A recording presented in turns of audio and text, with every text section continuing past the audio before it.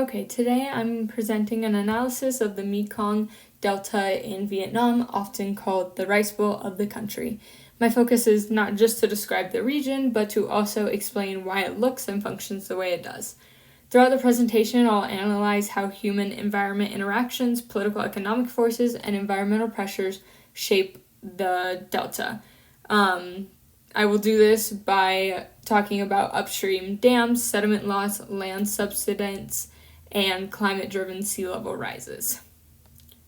This is just a picture I found online that highlights the Mekong River that flows through the Mekong Delta, which the Mekong Delta is a region in southwestern Vietnam where the Mekong River, as highlighted, empties into the sea through a network of waterways. To start my presentation, I just want to mention a couple quick facts. So the Delta is home to around 17 to 18 million people and is one of Vietnam's most productive agricultural regions. It produces roughly half of Vietnam's rice and anywhere from 70 to 90% of its rice exports. Because Vietnam is one of the world's major rice exporters, the Delta isn't only important nationally, but it's also significant for global food supply.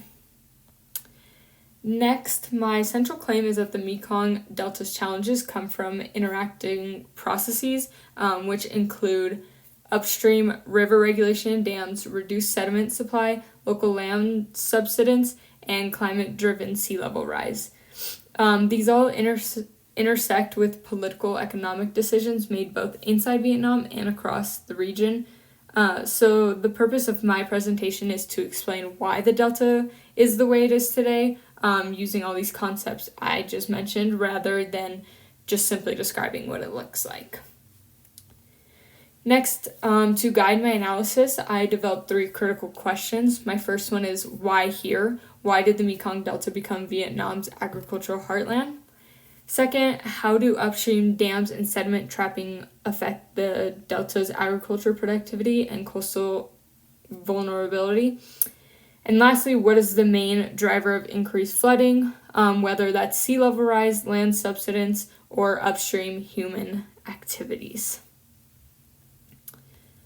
Next, the key concepts I will use throughout the presentation are human-environment interaction, how people modify and respond to environmental conditions, political economy, how power and economic interests shape development decisions, land subsidence, the sinking of ground due to groundwater extraction or sediment compaction, sediment budget and sediment trapping, which is how much sediment reaches the delta and how dams reduce it.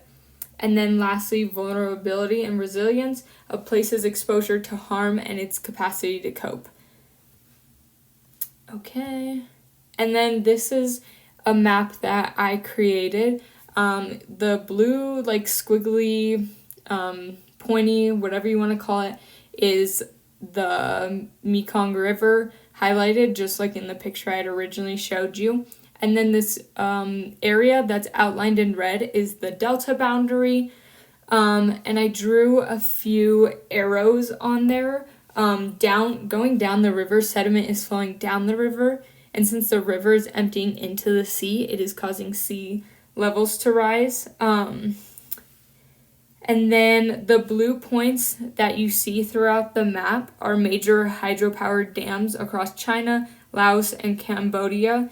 These dams trap sediment before it reaches the delta, which is one of the main reasons that the region is losing land and becoming more vulnerable to erosion.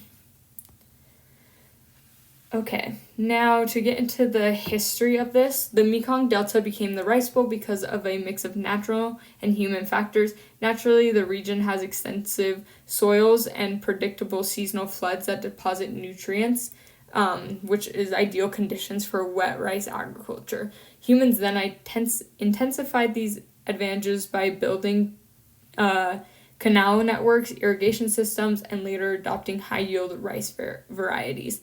This combination shows how human-environment interaction, it shows this concept of human-environment interaction because people amplified the natural advantages of the landscape. Next, upstream dams and sediment supply. Upstream hydropower dams trap sediment before it reaches Vietnam.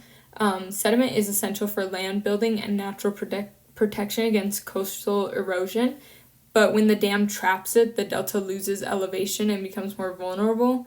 And this is a clear example of political economy because upstream countries prioritize energy generation and economic growth, while downstream communities bear the environmental and economic consequences.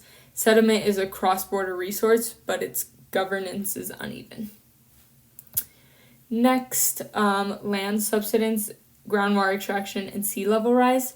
Another major challenge is land subsidence, largely driven by groundwater over extraction for farming, agriculture, and urban growth. At the same time, reduced sediment means the land naturally replenishes more slowly. But when you combine sinking land with rising seas, the impacts multiply because flooding becomes more frequent and saltwater moves further inland.